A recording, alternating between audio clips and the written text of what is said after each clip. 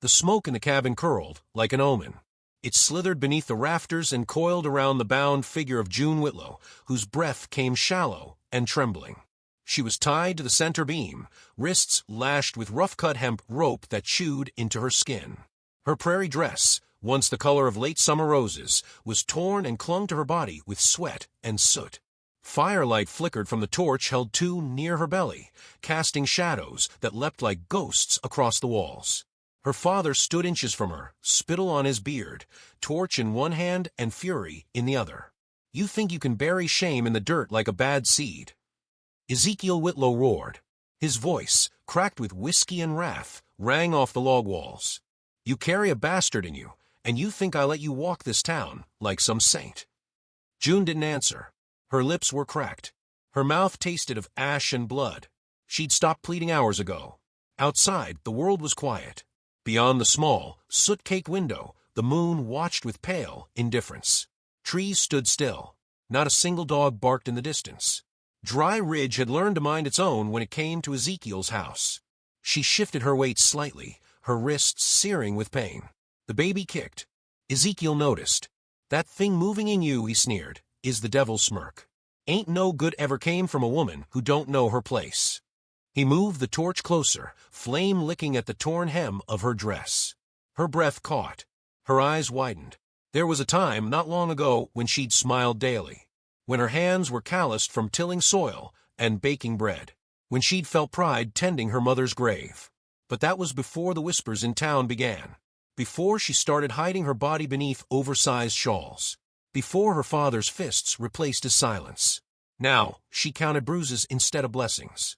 The rope tightened again as she shifted, her shoulders aching. She looked up, into the face of a man she once called father, and wondered if the heart inside him had died when her mother did. "You don't deserve forgiveness," he said, voice low now, trembling. "You don't even deserve breath." Through the haze of smoke and terror, she saw his face twist, less with rage now and more with something bitter, broken. Shame, maybe, or memory. She couldn't tell. But the torch stayed lit. He took a step forward. And then, a creak. It was faint, the kind of sound that might come from an old barn door swinging in the wind. But there was no wind tonight. Ezekiel froze. His ears twitched, eyes flicking toward the window.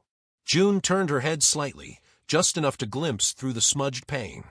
And there he was, half-shadowed, hat brim low, a man of lean muscle and broad shoulders. The sort of man who moved like the land itself, slow, deliberate, unshakable. He stood outside the window, unmoving, yet the air around him felt taut with purpose. His face was unreadable, but his eyes, dark as river rock, held steady on hers. He'd been there long enough to know everything. Ezekiel followed her gaze. Who the hell? He turned sharply, marching toward the door, boots echoing on the splintered floor. "Ain't your business what happens in this house," he bellowed toward the shadow. "Keep walking, stranger." But the stranger didn't move. Not an inch.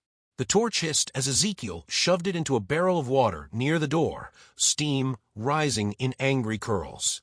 "Damn vultures," he muttered. "Can't let a man handle his family." June sagged slightly in her bindings. Her arms ached. Her legs threatened to buckle. But something had changed. The air had shifted. She could feel it, like the first breath before a storm breaks. Ezekiel turned back toward her. The torch was gone now, but the fury remained. "Don't think someone's coming for you," he growled. "Ain't nobody ever come for a woman who digs her own grave."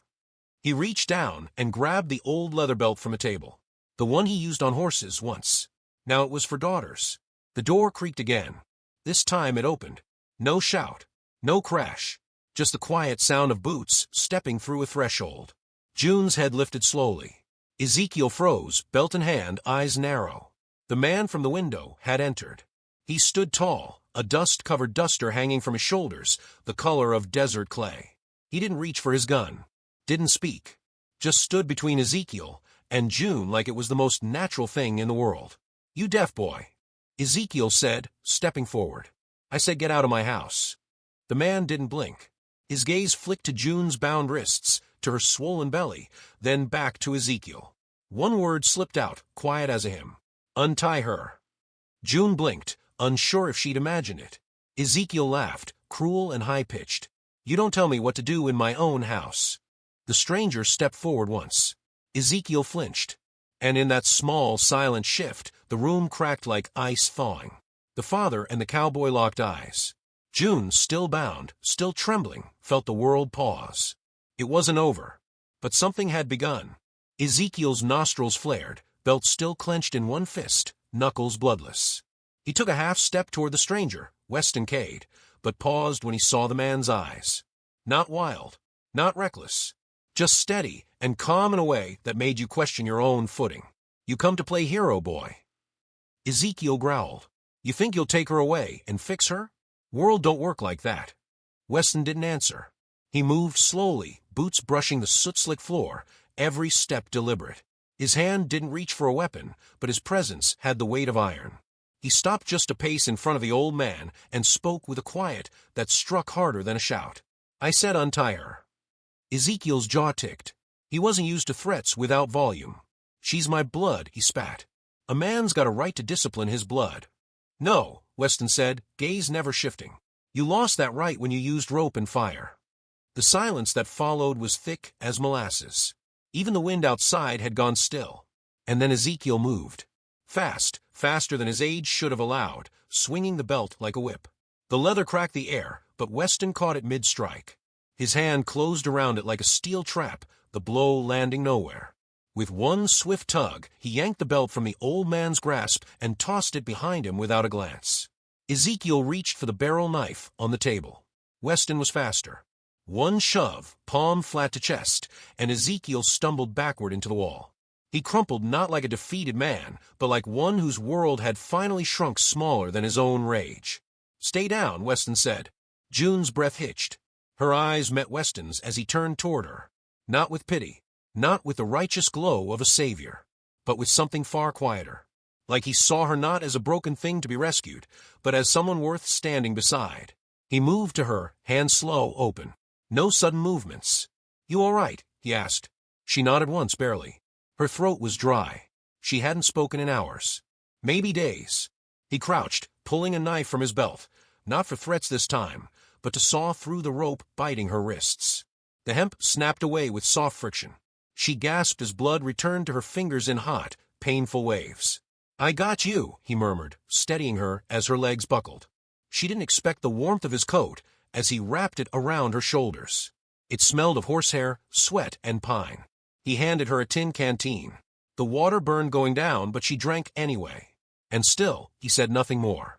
Behind them, Ezekiel coughed and spat, too proud to cry, too broken to rise. June didn't look back. Weston helped her to the door. Her feet dragged. The baby stirred again, sensing the shift in air. Outside, the stars blinked down from a velvet sky. The night had grown colder. Weston lifted her carefully onto the back of his horse, then climbed up behind her, his hands never lingering longer than they needed.